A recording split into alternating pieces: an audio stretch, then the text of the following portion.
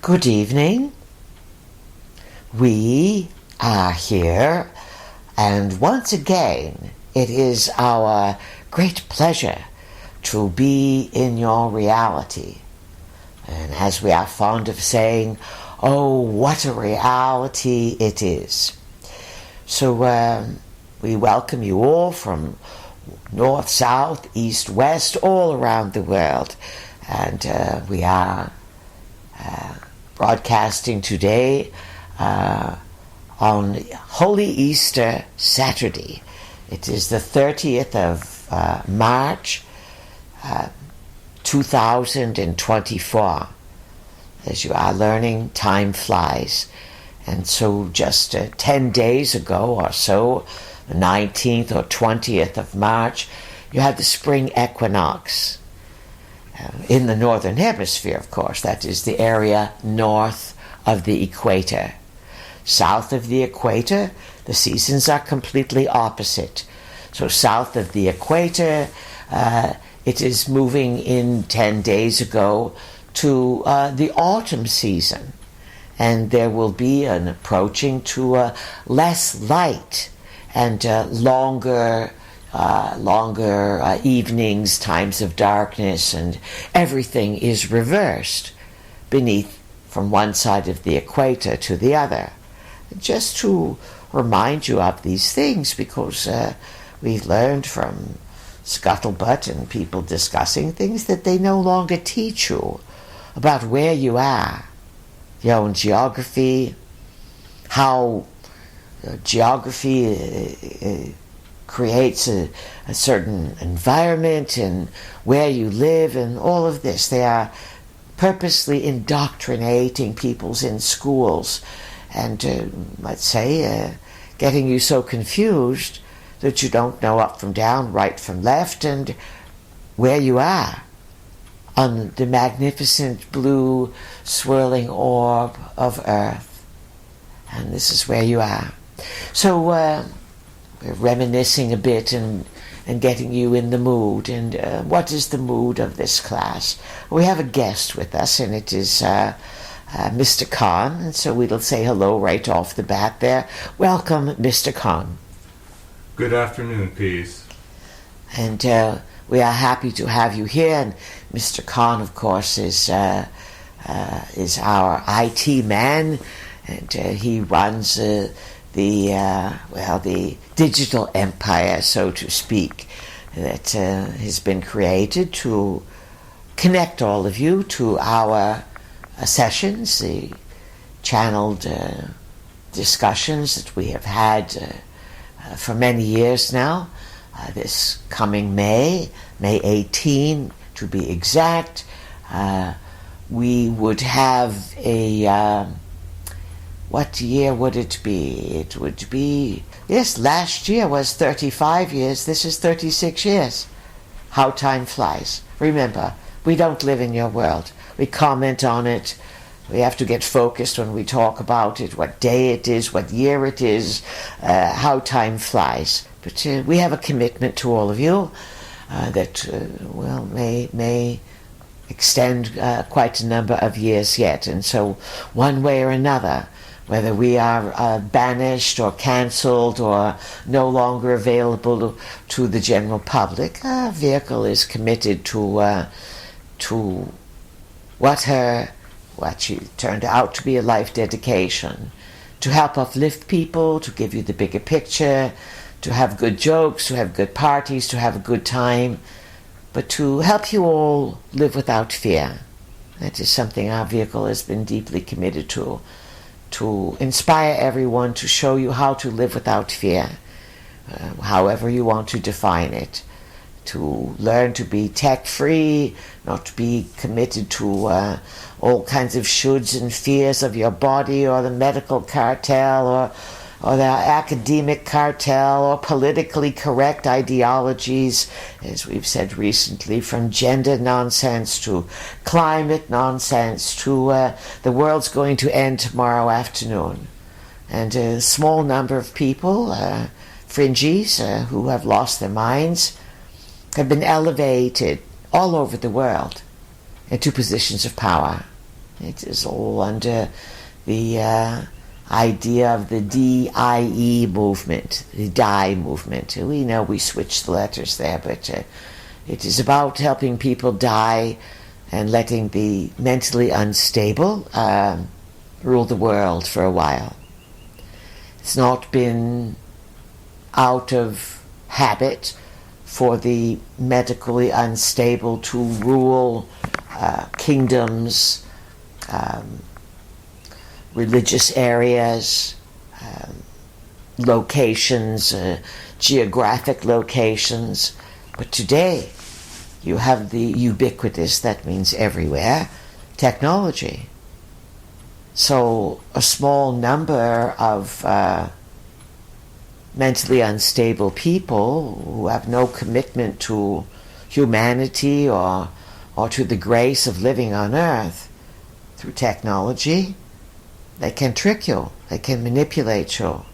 And even the best of thinkers, the best of do-gooders have no idea that they are co-opted and pressured by fringe groups with their nutball ideologies. And those fringe groups can just look around. They can they can start making decisions that make no sense. So, that's just a little bit of an introduction. And once again, we are quite pleased to be here. We have Mr. Khan, and Mr. Khan's a big thinker. And he has, for a while now, he's had an idea about a session he wants us to do. So this is going to be a back and forth with Mr. Khan for the entirety of this session.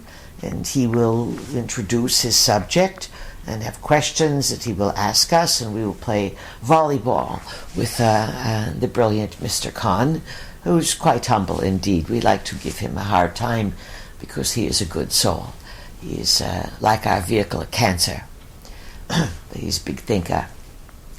And so, once again, this is going to be thinking. It's not about going into deep relaxation or processing your inner world, although it might bring up a lot of stuff, but going to be a unique game of unfolding what it is needed to be brought forward to your awareness, to all planetary awareness, about the deeper mechanisms of manipulation, of mind control, of nonsense ideologies that all have, from our point of view, extraterrestrial signatures, claw prints, footprints, and you name it, on all of it. So, without further ado, Mr. Khan, we turn it over to you.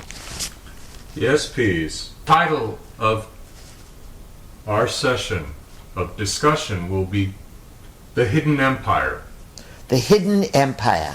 And you came up with this number of months ago after your idea of the Holy Land, yes? That is correct. So just so the listeners understand that it was Mr. Khan's idea to discuss the Holy Land, and now he's got a list of subjects that he may be bringing up this year. Things will change, but we will keep you thinking and learning. So this one may be the first of a number called The Hidden Empire. It sounds like the empire that was in the Star Wars, yes? Yes. Yes. Big happenings. All right, continue, Khan. A few months ago, you had made mention about the reptiles inserting themselves into our history. And perhaps they're still doing it. Oh, there's no doubt about it. Well, I wanted to find out more about this insertion that they do. We've heard the term shapeshifters. We have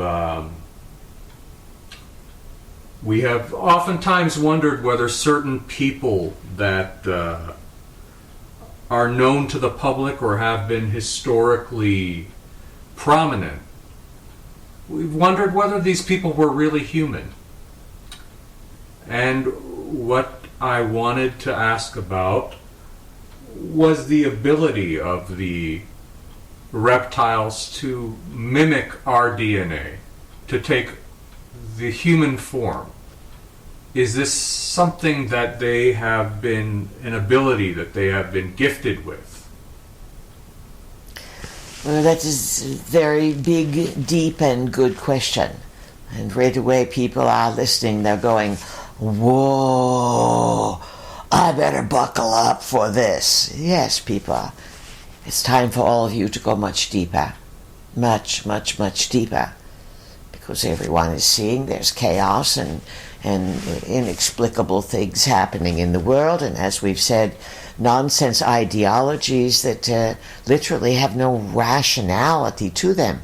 When you look at many of these ideas that are being foisted everywhere on people, it's all fear-based. It's all catastrophic destruction or penalized and cancelled and destroyed for having an opposing point of view to a game, an agenda that obviously is not human-based. So, back to these reptiles. Our listeners know that we have been speaking about the Lizzies now for, let's say, from 1990 or thereabouts onward. It's a reality. Traveling around the globe, as our vehicle has done for the past 30 years or thereabouts, and once we raised the subject of reptiles, which our vehicle thought was far-reaching, to say the least, but we have definitely opened the avenues of cosmic possibilities to all of you, and certainly our vehicle has had to reconsider many, many, many basic ideas that all of you were taught. So, but one thing our vehicle learned is that no matter which area of the world she went into, whether it was Eastern Europe, the Mediterranean, the Middle East, Africa, South America, the island areas, Australia, Indonesia, Hawaii, Mexico, there was China, there was a common thread of a belief in serpents and reptiles. And until someone raises the issue to you that this is not just symbolism, this is some sort of genetic memory. This is some sort of imprinted ancient happening that occurred long, long, long ago.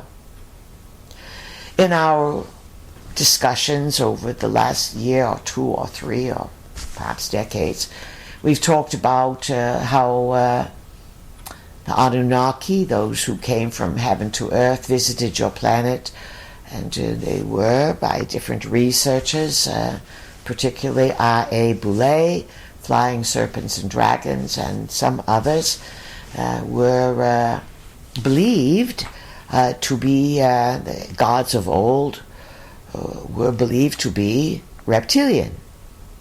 And they were believed to be able to have a human type of visage or human presentation, and then could change into a reptilian form. Now, this stretches the mind of possibilities, but over time there have been whisperings and rumors and commentary about different people. We've referred to many of your global leaders as reptilians, and there's been all manner of speculation as to who was really part of this reptilian consciousness.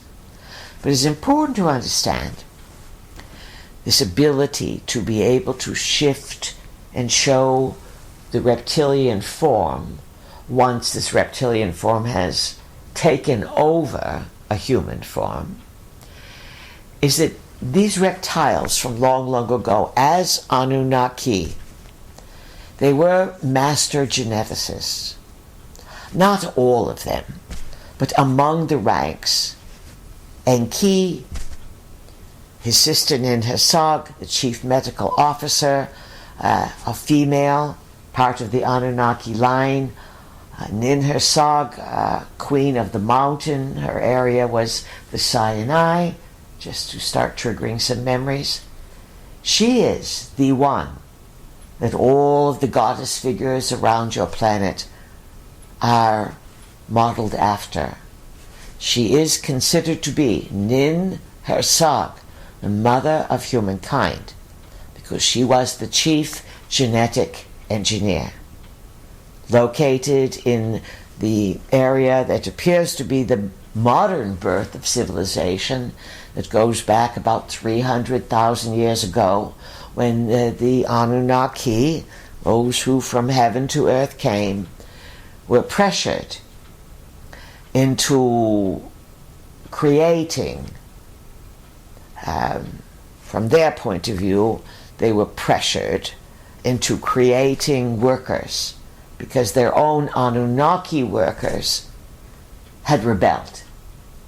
These rebellions occurred. They were quite prolific, they were quite violent, and they had all manner of, quote, construction workers on Earth, mining for gold and all manner of everything and building things. And that era of Anunnaki using their own people as builders would have been from 445,000 years ago, and it lasted about 150,000 years. So then, 300,000 years ago, this pressure to provide, as Earth was being civilized and cultivated, they realized that to exploit Earth or to mine it or to gather up the use of all the rich, vibrant resources that were here, including life forms, they needed workers. We've talked about this before. They created what was called a clone. The originals were clones. They were called the Lulu. And Ninhursag, her brother Enki, and their brother Enlil, and the supreme emperor, as we call him, of this empire, Anu, they were all reptilian. This research, this delineation, can be credited to Mr. R.A. Boulay. And he was a cryptologist for the United States government, and he helped break code during whether it was the Vietnam War, Korean War, something. He was a very smart man, and he wrote this book, Flying Serpents and Dragons, The History of Mankind's Reptilian Past. And he shows how in many of the books that were not accepted as part of the Bible, they were later called the Apocrypha, the Pseudepigrapha, and the books of Enoch. And at the Council of Nicaea, which we've recently talked about, these books were considered to be too far out. This is 325 AD. But these books and manuscripts, they weren't even books then, they were types of scripts. But they were ancient, and they were coming from Sumer and Turkey and all over that part of the world. There was a call to say, bring your sacred literature, bring it to Nicaea outside of Constantinople, 325 AD. And we're going to build a book. We're going to put the ancient parts of what we know together. And let's say some of that literature went back 6,000 years in terms of script. But the story in the script was hundreds of thousands of years old. Think about it. Think about it. Think about today, how quickly things disappear, are cancelled, or twisted and turned. Many of you studied things in the 60s and 70s that are anathema and completely not on any teaching curriculum that is there today. Your past can easily be manipulated, and that can predicate what you are going to see in the future. Because if you don't know the foundation of who you are and where you live, it's called history. There are many points of view of history depending upon which picnic table you are sitting at, which war you are at, which location you are. These are important things to consider as we talk about your reptilian past, the hidden empire. Now, because of the genetic engineering that took place to use Anunnaki reptilian genealogy mixed with what was called in the literature a hominid. But certainly when the Anunnaki came here nearly 500,000 years ago, the planet was not devoid of life. There were all manner of life around the planet. But the Anunnaki, who, well, they've specialized in many a genocide on the planet. It's always hidden. They do what you would call germ warfare. They insert plagues and diseases to keep the population in control. And one of the things that is very important to understand is, over time, with the genetic engineering of using a variety of surviving humankind that the Anunnaki called hominid, which they sort of left the impression that these were like half primitive human apes that ran around Africa. That's not the case at all. Many, many highly evolved levels of civilization preceded, that means came before, the incursion of the Anunnaki that has currently controlled and implemented your world. Once again, that it was about 445,000 years ago. A blink of an eye in terms of your planet's history.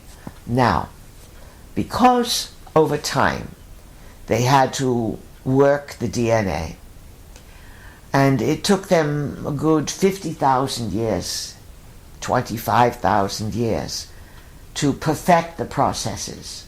Lot of trial and error. The Anunnaki are empire builders. They're conquerors. That's not always been the case. If you look at your United States government today, your world governments, they are really headed on a course towards global control, unelected, tyrannical, no vote, do what we say control. And this happens. And this sort of fanatical, tyrannical disease overtook the Anunnaki, the reptilian empire. They too have their own problems of mental stability, of rationale, of greed, of power. And it's all been now currently returned to Earth.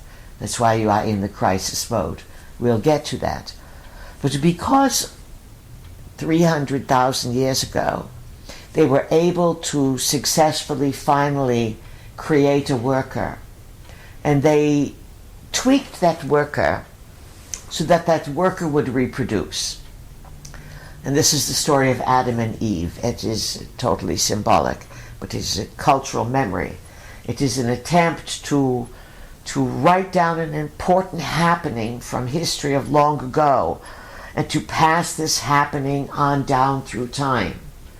The problem is, as happenings from long ago are passed down through time, your interpretations of these happenings are relative to what your experience is at the time. So if there are no dragons flying in the heavens and landing in spaceships and awing humankind with the glory of a spaceship, over time, that awe-inspiring, mind-blowing event of a spaceship or a rocket landing and reptilian technology, basically, that's how they got here with their technology, primitive peoples ended up calling it a glory they did not understand. Over time, that glory was transferred to the glory of God. Well, yes, the gods are creators, they are reptilians. They arrive in a glory that would blow your mind if you are a primitive person. But the glory of God has now been translated as something very different. And here we are on Holy Saturday, just before the glory of God is going to rise from the dead. The point we are making is whether it is who the reptiles are and how they hide themselves among humankind. You are, as people, even people who are listening to our perspectives, you are considering much, much, much more than even the most far-out thinkers of these times, because you are able to think and to contemplate and to think, wow, this is an interesting take on this. Even so, thinking of it shatters the paradigm of control. And you don't need world leaders to control you. You are controlled by the wiping out of history. And over time, things become symbolic. And as we mentioned long ago, when the reptilians were genetically engineering humans, they began with clones. And they could not keep a spirit or a body inside the clones, and the clones would suicide. They would will themselves to death.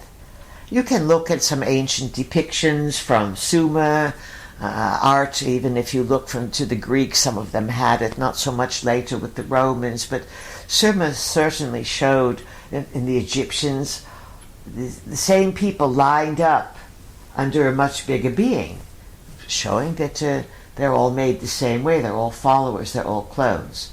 But they couldn't keep the spirit of life inside of a clone.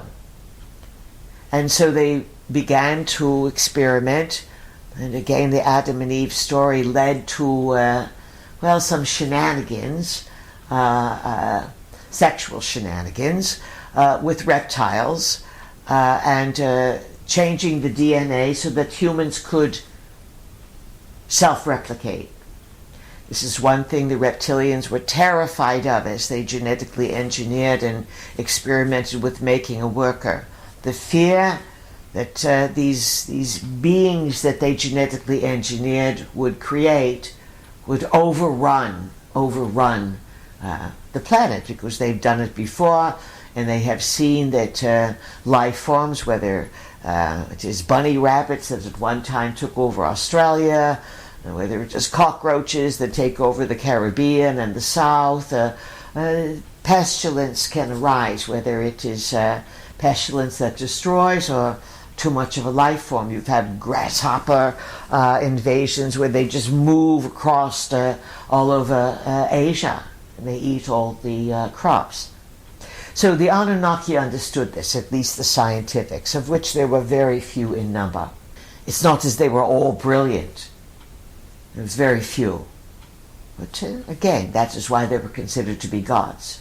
Because they were engineers of the human DNA, and they put back doors in it, let's just say that the most simplistic way. You've heard this before, that whether you buy Chinese technology, there's been different companies that have been busted, whether it is the American technologies, they have back doors into your technological devices, and they can spy on you, and they can steal your data. So it's nothing new. You it is obvious to you in technology, but it is not obvious to you that your DNA has also been set up to have a backdoor if it is needed. And do recall, we've said long ago, that you use about 5 or 6% of your cranial capacity, and you use about the same 5 or 6% of your DNA capacity. There's a tremendous amount of, a sleeper mode, dormant, so to speak, DNA and cranial capacity. This is what the reptilians needed to feel that they could establish a life form and still control it. Now, Mr. Kahn is asking, can these reptilians take over human form and be a reptile and still appear as human? Now, in the historical record, it's long been established that, take for example, we're talking about biblical and holy weekends here, so let's take a trip into the Old Testament. And there's a big scandal. Mr. R.A. Boulay translates this. Mr. Boulay's view of the Apocrypha, Pseudepigrapha books, again, those books rejected from being foundational scriptures of the Bible, he felt that they were written in code. And being a cryptologist, he was looking to find the code and to break the code. And the code he broke was of the reptilian rulers, that the gods of old were really reptiles. He wrote his book in the early, maybe 1990, late 80s or some such. He told our vehicle at the time, 29 publishers rejected it as being, they canceled him. Too far out, politically incorrect, there it was. They didn't want anything to do with him. So he self-published. It's another story there. But many things are layered in meaning. So the reptiles do have a backdoor into humanity. They rarely have used it over time. When they needed to insert themselves into your reality, they would create a merger or a takeover. Your biblical stories talk about Noah. Noah became inebriated. And while he was inebriated, he was in the naked. And his sons came in and they saw him naked. And they saw what they called his badge of shame. And the badge of shame was a shiny reptilian skin that Noah had on his chest. And this is, it's out there in the literature, but this is evidence of the reptilian sexual merging, because often these reptiles would then later, once they created the humans, one of the ways they made control of the humans was not just simply to destroy them, merge with them, and take them over, but they created the whole priest line, the king line, and the line that was called demigods or changelings. And all of these things occurred not by a destroying of the human and taking them over. For a long, long time, many thousands of years, there was human-reptilian sexual exchange. Or there was human-reptilian genetic engineering changing. That's why all the issues of modern day today of pushing genetic engineering in one form or another, and all the ideologies that are out there. This is all the hidden empire now having the audacity to return and to convince you to destroy your humanity. Long answer, Mr. Kahn, but it's a deep subject, and many people need to understand the background of it. So not only did reptiles have sex with humans and genetically engineer humans and put more of the reptilian gene inside of them.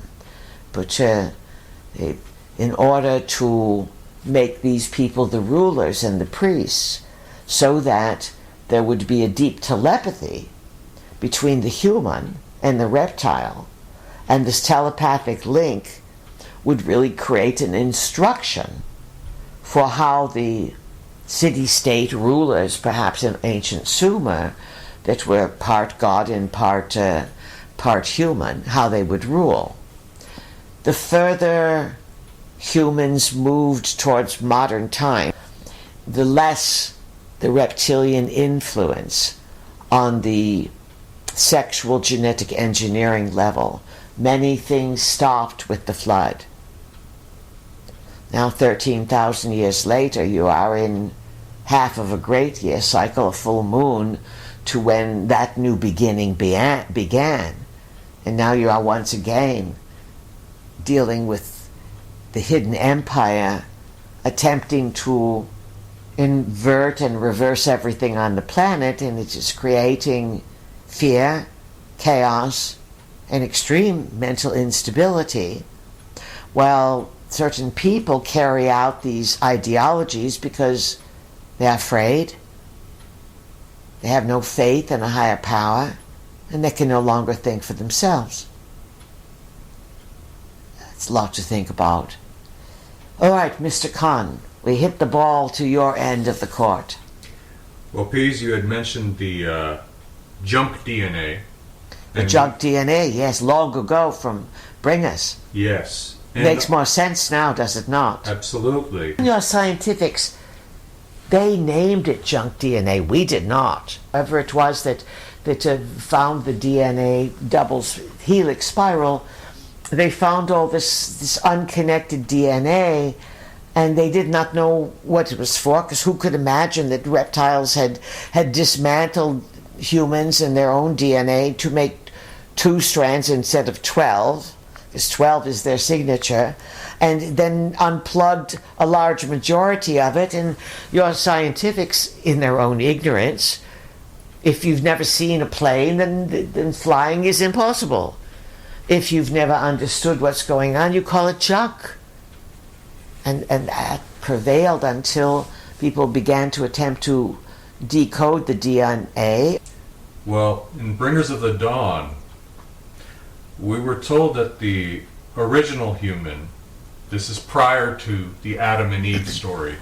Yes. The original human was a magnificent being. Yes. Their abilities were too much like these visitors who were attempting to pass themselves off as gods. So all of this genetic information was scattered, but there was no order left, but the material was still in the cells. True. And that is the junk DNA that our scientists have referred to. It's what's left. Yes. From pre-civilization. And just to give you an analogy on this, in the United States, you are coming up to your 250th anniversary of the Declaration of Independence. And basically the statement of the Declaration was that all men, in the language of the day, are created equal. And these are unalienable rights. They cannot be taken away. They're granted by a divine power, a higher power, called God. And that you were, and you had the right to freedom, liberty, pursuit of happiness, with whatever the specifics are. And this was considered to be a very, very highly evolved ideal with a lot of opposition.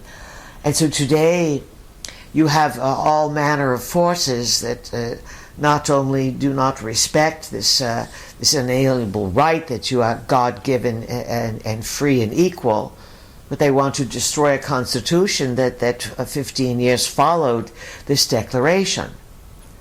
And so prior to the Anunnaki visitation 445,000 years ago, which, in case you are not adept in mathematics, is about 500,000 years ago, just to give the numbers. Earth is ancient, and the history of Earth is ancient, and the archaeological record shows that the history of Earth is ancient. So there's all manner of recognition, of artifacts, of remnants, of something long, long ago, far beyond Sumer, far beyond Egypt, far, far beyond these things. And so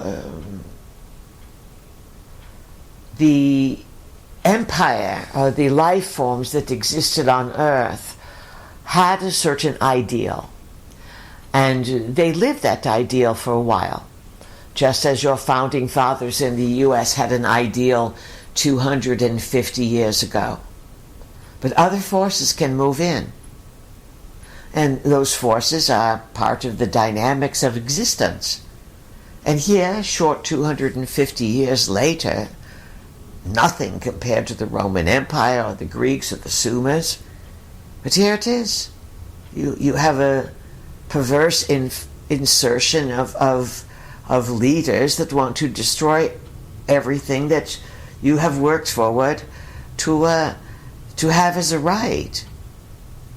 So the same thing happens in larger cycles, in larger segments, and in certain terms of the historical record.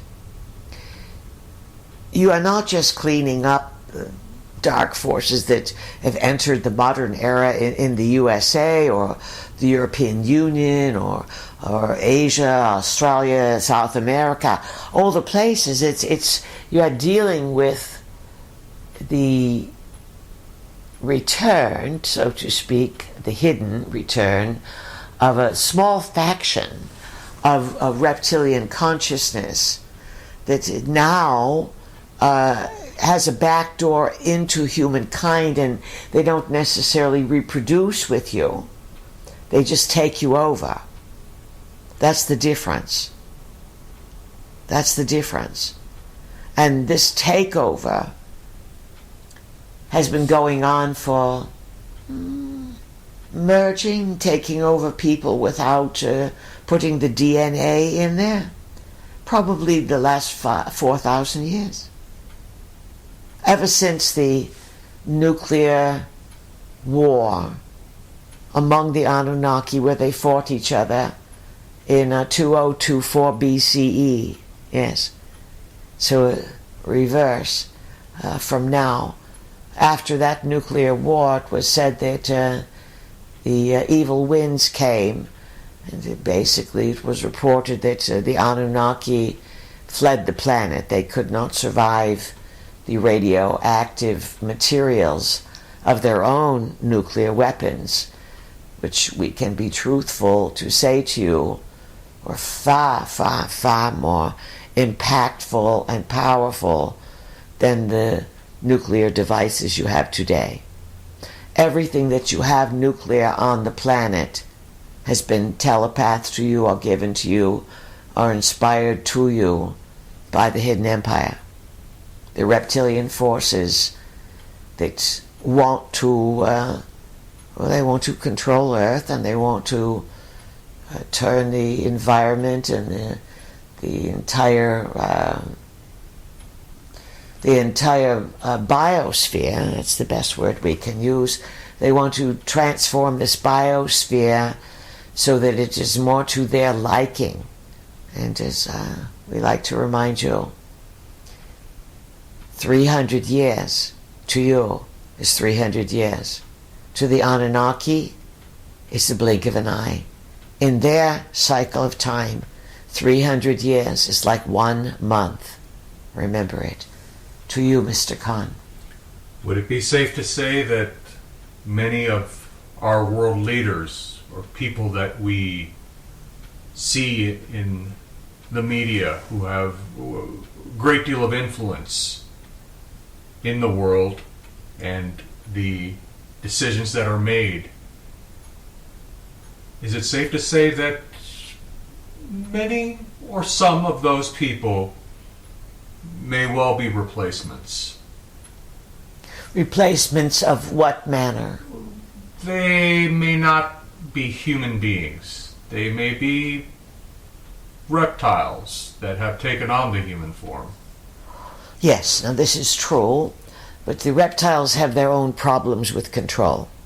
There are people on Earth who are no longer people, and this has been going on again for the last 4,000 years, but perhaps the last 500 years it really began in earnest, and then over the last 100 years, yes, late 1800s, many things began to change because you had this awakening of technology, whether it was radio or telegraph or Tesla, figuring out all kinds of advanced technologies. It'd be about 100 and maybe 50 years ago, this sort of incursion began to upgrade humankind, to have the humans receive ideas through dreams, through inspiration, through direct contact, all manner of ways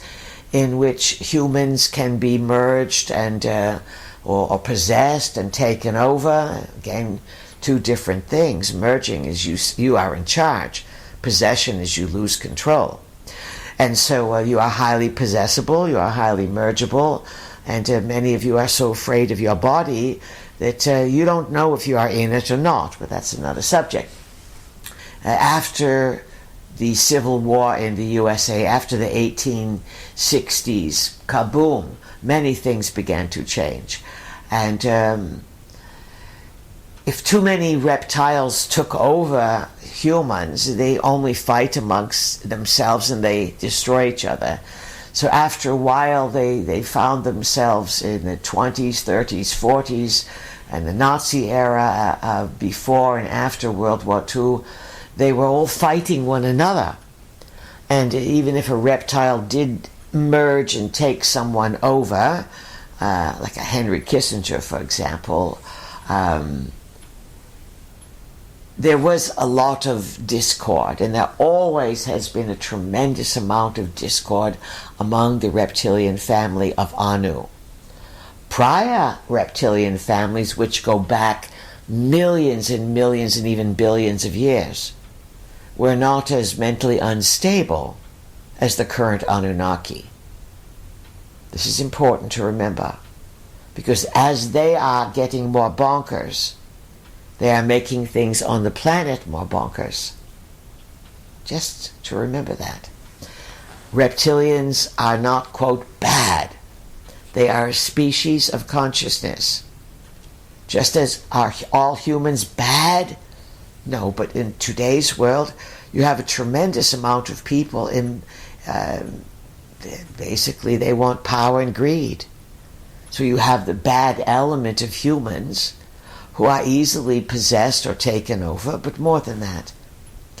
What the reptiles really needed was to push humankind after World War II into building things for them, advanced technology. So there they started to give you advanced technologies. You built things, they used the things that you built, and they were able to spy on all of you and peek into your world. And the Chinese and the Russians are the least of it. It's all extraterrestrial facilitated. And they were able to get you to build artificial intelligence. So a tremendous number of people that you are looking at today in the media, for example, low-level media people. They're not going to put a reptile in a low-level media person. It takes a lot for that reptile to manage the human body and to stay within it. It's not easy to hold the frequency of the human body. And so they began earlier than you think, replacing humans with what will be called organic robotoids. We've talked about this in some of our recent channelings. And this would have already been experimented with in certainly by the 1970s. And so you extrapolate a little time ahead, and here you are in 2024. So there are reptilians who are taking over human bodies, but these would be selective, more rare in number, and they would be power players as humans. Below that would be some sort of entity possession, that the entities may run people, but below that you have the genetic engineering, which is far more widespread than anyone realizes, in making artificial humans. But you have a tremendous amount of politicos and media people who are artificial intelligence. They're not really human anymore. So there's a wide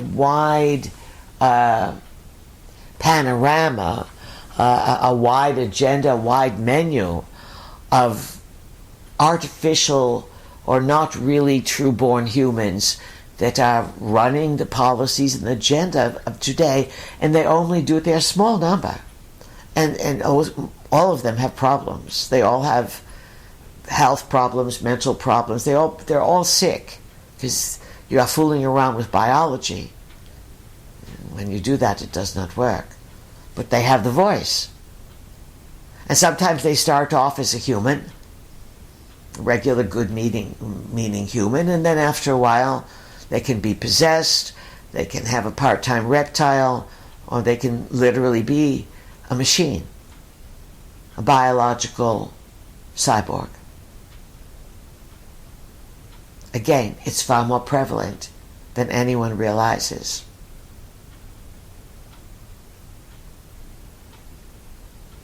To you, Mr. Khan.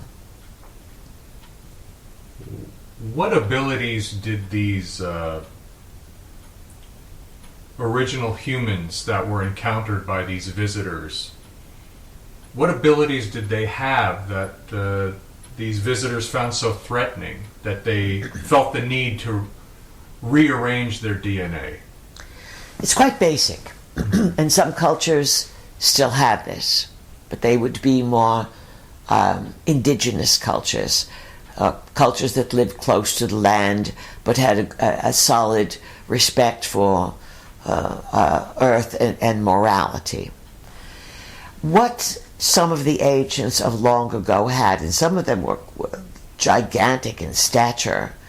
You had many giants on the planet.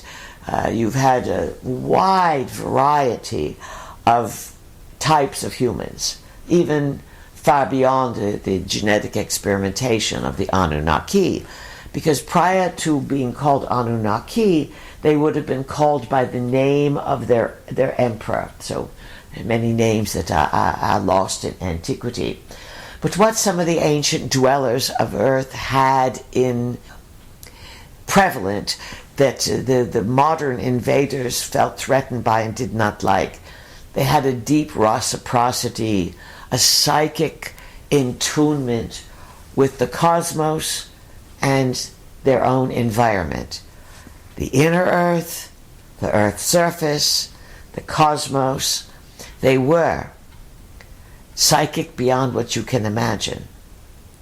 And this type of humankind, as we've said with 12 strands of DNA, there's the remnants of who they were. There's still some remnants on the planet.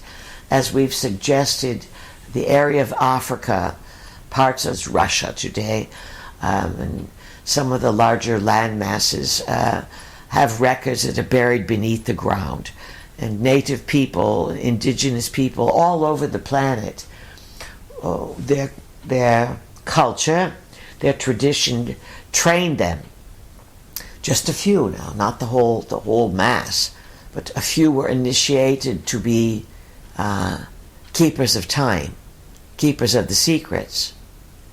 And a few would carry the history.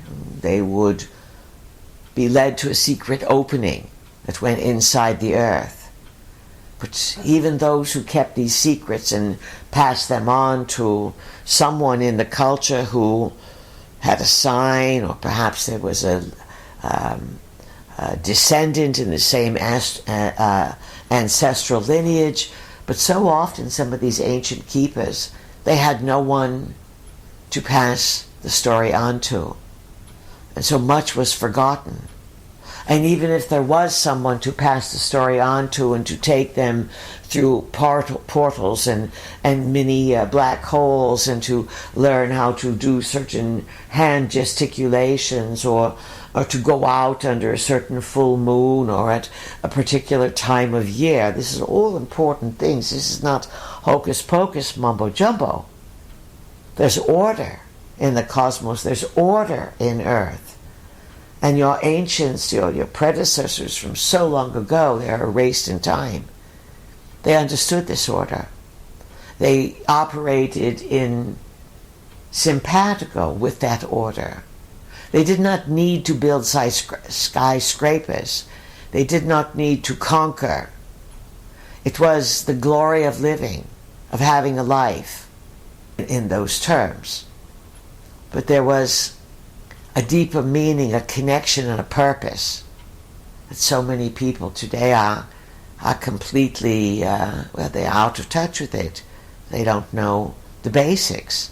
It's because you've been taken over by machines. And whether you can realize this or not, all the machines in your life, except for your washing machines and vacuum cleaners and stoves and refrigerators, and your automobiles, and even they are spying on you. They've ruined your lives rather than enhancing them. But that is the nature of the cycles of existence. And we like to remind everyone that you incarnate again and again. And you do incarnate sometimes into the reptilian culture.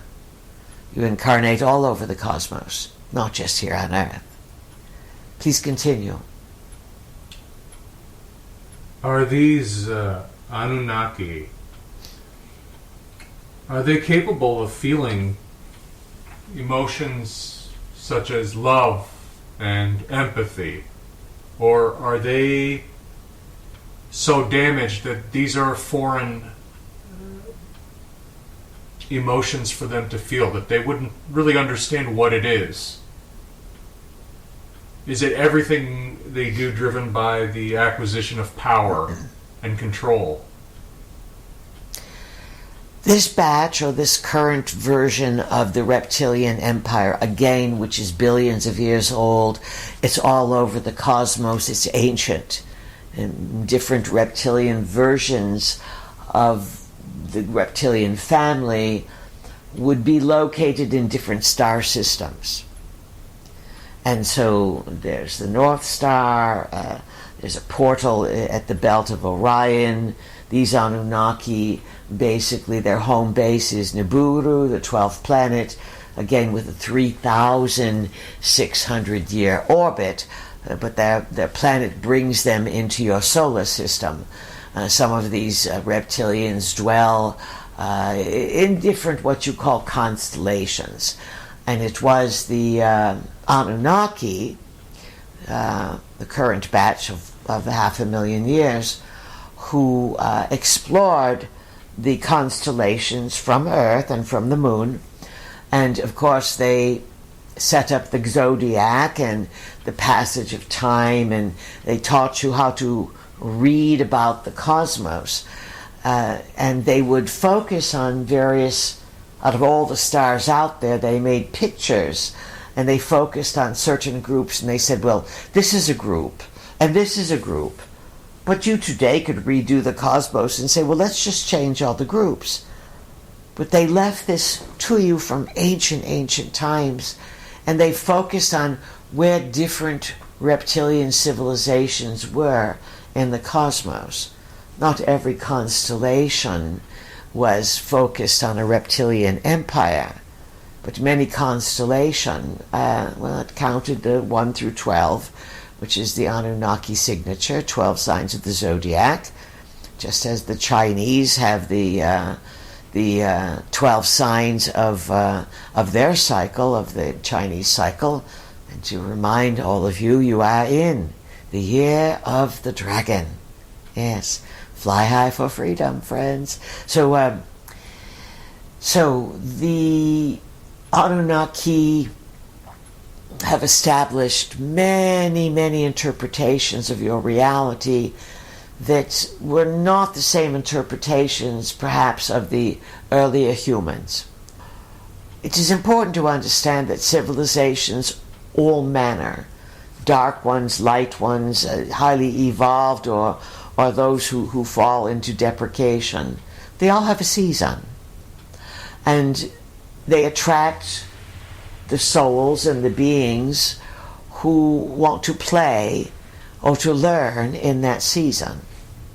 No matter where you are, no matter what stage of life you're in and what's unfolding, whether it is your current entanglements or disentanglements, or whether it is your current speculations about what's the purpose of this life, there's always a lesson. If you go into regression and you start exploring lives that are other than this, and you do hypnosis or psychedelic journeying, or however you do it, it's not just about the journey. What's the purpose? What's the purpose? And the purpose of the reptilian culture is, the current one you are dealing with, is that for the last 500,000 years, or perhaps more, they've been in a downward spiral of greed and control, attempting to hold on to empire without enhancing the empire. They are pillaging the empire. They are violating the resources of the empire. While on Earth, the minions of these controlling reptiles, again, which is not the entire force of the reptiles at all, because there are good reptilians out there, but their current agenda is to, they tell you what is the New World Order and the Klaus Schwabs of the world. You need a great reset. That reset means to wipe out the planet and set it up with a new structure. And they do so by assuring you that environmentalism and climate fanaticism, if you don't comply and stay within the lines or get rid of all the things that make life comfy, including refrigerators and stoves and a reasonable, affordable power source, they don't want human life here anymore. And they've taken over and sometimes replaced many world leaders who are now artificial intelligence or genetically altered to change their gender to carry out their agendas. And many of these leaders, so to speak, they have no idea that they may meet and have gatherings and have supper and drinks and all the sexual debaucheries and all the things together. But they have no idea how they're each controlled. They have no idea they are part of a larger agenda. They're all dancing on the head of a pin. They have no idea. Let that sink in. But they carry out a radical agenda to confound and destroy humankind. On the bigger level, there's a massive opportunity in all of this. Because without the big shake-ups, you would never question. Without the big contradictions and insults and outright destruction of your civilization, you'd all be happy with just staying in your small little bubbles of reality. And there's nothing wrong with that. But every once in a while, there is a big reset in the cosmos. A spiritual awakening across the board, that all participants get bumped up to much greater awareness. That's why we are here. That's why you are here. That's why it's a big game. That's why the reptilians are some of the biggest players of all time. That's why the Hidden Empire and the hand of the Hidden Empire, it's now time to be seen. What else, Mr. Khan? Would it be safe to call this batch of Anunnaki atheist? Have they forgotten who or what created them? You asked us earlier, and we sort of went roundabout there, about they have no feeling. So to call them atheist, they know that there is a creator, because they refer to this periodically in some of their writings and literature. But when you live a long, long time, as they do, part of their preservation, and remember, Anunnaki are not all reptilian. They have a hierarchy and a class system based on the genetic engineering of various life forms. At the tippy top, they are reptilian. So in order to survive, and for the tippy top to live hundreds of thousands of years, over time, over millions of years, and over failed empire and self-survival mechanisms, they've hardened themselves and become disconnected to their own feeling mechanisms. That's why on Earth you have this expression, cold as a reptile. No empathy, no feeling, no nothing. And this is how these ancient Anunnaki and some of their predecessors, how they survived living hundreds of thousands of years and with no feeling. Then there's no remorse. And there's no learning. Because remorse and shame and self-reflection and recapitulating what you've done during the day or life, all these things connect you with divine higher power. Did you do right? Did you do good? How are you using the divine power of God, all that is, first cause? How do you use it? Do you use it with great gusto to create, to bring happiness and joy? Or do you do what's so prevalent today on Earth? Greed, prestige, control, manipulation, lies, deceit. And so what's taken over on Earth today that hardly anyone can miss is the Anunnaki, the hidden empire. Its signature is now, and it's a very desperate signature, and it's without feeling, without being able to think about what you've done, to have heart, so to speak. You become ruthless, you become disconnected. If you become so ruthless and disconnected, you have a word for it on your planet. These are the psychopathic, sociopathic killers. They are insane. And this is what you are seeing. The Anunnaki factions of that, because of their disconnect and their inability to even find their own connectivity and purpose, they have gone insane. It's taken them a long, long time to go insane. But now they have infiltrated your world, and they have taken over people who themselves don't know what's right and what's wrong. Give them power, and suddenly they want to control everything and make everyone wrong who may see things as they really are. But this is what you are dealing with today. The insanity of the reptiles has landed on Earth in perfect timing. As we've said, you've got Neptune at the end of Pisces, and 29 degrees Pisces. It's going to hover there from May through the fall, and then it's next year. And you're going to see and have to recognize a tremendous amount of mental breakdown. But this is also the reptiles having totally lost any contact with their creations and their purpose.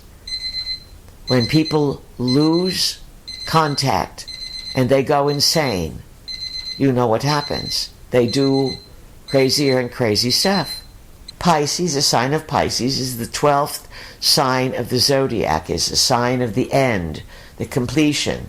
You either figure it out and get your divine inspiration of I am part of it all, I am part of the creative force. It's also, Pisces rules confusion, delusion, hospitalization, insanity. That's what you are seeing now. tremendous amount of insanity on the planet, and the extraterrestrials that are backing their human counterparts, they have gone insane. It will pass. There's no doubt about it. All things pass. As Saturn teaches you some pretty heavy lessons. So it's not a time to think it's the total end. But for many, many, many people, this year, next year, will be big endings in many, many ways. So let's see what else you have there, Mr. Khan. Are we merely pieces on a chessboard that they play with? Well, everyone and everything is a piece on the chessboard. But on the chessboard that we talk about, the pawns, the pawns, the lowest movers there, they can evolve into rooks and knights and kings and queens and castles in terms of the chessboard. And so you are not stuck where you are, even though the Anunnaki, part of their control, again top-down control, is they would create the caste system that has been very prevalent in India, again a very, very Anunnaki country that was given to Inanna. Inanna, the granddaughter of Enlil, and she had an affair with Anu, and Inanna was known as the gender bender goddess, full of vengeance, full of lies, full of deceit, full of not to be trusted. And there's a number of people that have speculated that Inanna and Baal, and certainly Marduk, the son of Enki, that they've all returned. And they would be deeply reptilian, with the ability to shapeshift into human. These are the part of, perhaps they were not always listed in the Council of 12, but that council changes, and we would say that Baal, Marduk, Moloch, Inanna, Ninurta, they are all Nabu, they are all the children of Enlil and Enki, and they have lost their minds, and they are here to, they want to have a brand new empire, and they easily influence your decision-making process, and they get you to be fanatical and to believe in something. You have the true believers, and in the end, you die confused, and they simply recycle you and force you into a body sometimes, or compel you, or you qualify for a body based on how you live. You do good, you qualify for better lineage, better opportunity. If you are living blindly and following ideas that make no sense, that where you want to uphold tyranny and stop everyone's free speech, or anyone who wants to question anything that doesn't make any sense, you start upholding that, you're not going to get a very good incarnation as the opportunity goes round. And you may be hesitant to come into a body that you have to have. It's fascinating. What else? What is it that the Anunnaki have, what is it that they understand that has allowed them to extend their lives for such long periods of time? Well, this is the big question that's been talked about, and there's been all manner of speculation and truths about it. It's all about the gold. And people have talked about monatomic gold, and how the Anunnaki came here. Alalu, the deposed ruler, came to Earth not by accident, but Alalu, as a deposed ruler, he was able to abscond in some manner of Anunnaki rocket leave Nibiru, pass through what was called the hammered bracelet or the asteroid belt. He knew where he was going because the Anunnakis are ancient and they've kept their own record. So he knew where he was going, came to Earth, and the reptiles had abandoned Earth for a long time because they had a big battle long ago with the more evolved humans that were here on Earth. Big battle. And the humans defeated the reptiles and basically, for a long period of time, moved them off from Earth, except for small numbers that may have stayed on various vicinities of the cosmos. What do they understand that has allowed them to extend their lives? Oh yes, the extending of life. All right, we got sidetracked. It was the gold. And it was, again, a very cult type of thing within the Anunnaki. And even though reptilians can be long livers, because they can go dormant, that is one of their abilities. They can go into hibernation, we believe that's another term that you have, and they can travel the depths of space. But they found through the elements, as you call them, that gold had different properties. And if one, for a better word, atomized or chemicalized gold, it had exceeding properties. Not only is it a shield of radiation, and so it protects one from kinds of radiation, which if you are a space traveler, this is what gets you in the end, even if you are a hibernating reptile. And they first took it to be able to facilitate their travels and cover long distances and create empire. And they found that it extended life, quite by accident, as many things are discovered, that certain reactions with the gold began to extend life. And this is how on Earth now you have had for a bunch of decades this knowledge that not only was the gold used for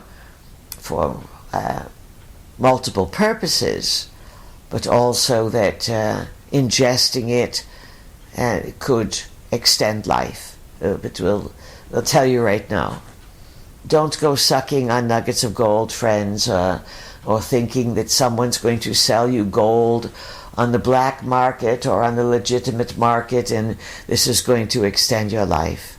You are not capable of producing the alchemical process that the highly evolved reptiles would use to create this sort of, what would you call it, an elixir, that would be the proper term. But there's much more to talk about with the Hidden Empire, yes? Yes, indeed. Yes. And so, did we leave anything that left unanswered? No. All right. So we covered it all. And, well, there's always more, but... but in terms of what you asked, we covered it all. Yes, you did. All right. So the point and purpose is to, things change. And if you remember just a few months ago, we talked about all in good order, and there's going to be all manner of changes that are coming. There will be many failures and many surprises and good surprises and readjustments, and this is what you're in. A time of choosing, a time of being true to yourself. And once again, friends, we are not going anywhere. We have a duty to assist you, and we will continue that duty. And as the pigeons say, fly high for freedom. We would say, keep your feet on the ground, look up to the stars, and create the best. And Mr. Khan, always a pleasure, and thank you for all of you for your consideration of these unfolding developments about who you are and the grand cosmos that you find yourself a part of. So, pleasant journeys. Good evening. Good evening.